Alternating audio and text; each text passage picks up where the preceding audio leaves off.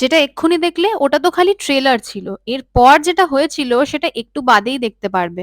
তার জন্য ভিডিওটা একটু লাস্ট অব্দি দেখো। আজকে আমরা এসছিলাম আমাদের বেহালা পর্ণশ্রীর ফেমাস কালীপুজোর মেলায়। আর মেলায় এসে কি কি করলাম, কি কি খেলাম সেটাই তোমাদের সাথে আজকে শেয়ার করব। এই মেলাটা শুরু হয় কালীপুজোর ঠিক আগের দিন, কিন্তু বেশ অনেক দিন ধরেই মেলাটা চলে। মেলায় ঢুকে প্রথমেই খেয়ে নিলাম একটু হেলদি হেলদি ঘুগনি। স্ট্রিট ফুডের মধ্যে ঘুগনিটা কিন্তু একটা বেশ হেলদি অপশন, তাই এটা খাওয়াই যায়। চিনে বাদাম, কাঠি ভাজা, গজা, পাপড়ি চাট এইসব তো মেলায় পাওয়াই যায়, কিন্তু এর পাশাপাশি দারুণ দারুণ কাবাব আর বিভিন্ন রকমের ফিশ ফ্রাই এর দোকানও কিন্তু ছিল।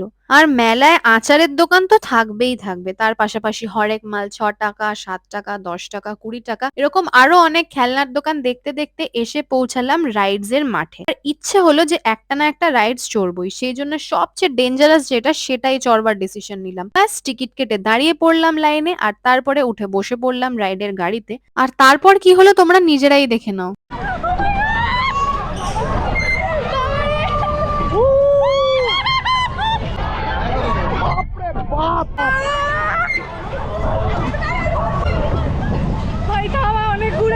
অবস্থা খারাপ হয়ে গেছে।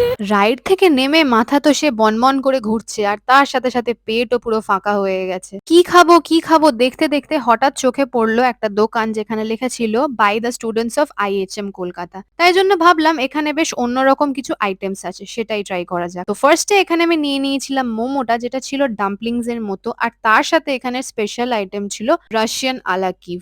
এটা কিন্তু খেতে দুর্ধর্ষ ছিল, আর ভেতরে পুরো বাটার স্টাফড ছিল, তোমরা দেখতেই পাচ্ছ। এটা খেয়ে মন একদম খুশি হয়ে গেল। তারপর আবার মেলাতে হাঁটতে শুরু করলাম। হাঁটতে হাঁটতে অনেক রকমের স্টল দেখতে পারলাম, যেমন বাংলাদেশের শাড়ি, আর তার পাশেই একটা আর্টস এন্ড ক্রাফটস এর স্টলে এই রয়্যাল এনফিল্ড এর ঘড়িটা বেশ নজর কেড়েছিল। আর তারপরে চলে এলাম আমি আমার প্রিয় জায়গায়, মানে ক্রকারির দোকানে। এখানে এত সুন্দর সুন্দর জিনিস আছে যে তোমরা এখানে একবার আসলে কিনতে তোমাদের মন চাইবে। আর আমিও কয়েকটা জিনিস কিনেছিলাম, সেটা তোমাদের সাথে পরে শেয়ার করব। আর মেলায় এসে বাড়ির জন্য একটু জিলিপি আর গজা না নিলে কি হয়, তাই জন্য টেস্ট করে আমরা বেশ কিছুটা জিলিপি আর গজা নিয়ে নিলাম। এরপর পৃথ্বী বলল যে মেলায় এসে ফুচকা না খেলে কিন্তু পাপ হয়, সেই জন্য ফুচকাটা খেয়ে নিলাম। তারপরে হাঁটছিলাম, ভাবলাম আর কিছু খাবো না, কিন্তু চোখে পড়ে গেল এই ইয়ামি ইয়ামি কাবাবস গুলো। ব্যাস আর দেখে কে, কাবাব অর্ডার করে দিলাম আর খেলাম। খেতে কিন্তু সুস্বাদু ছিল।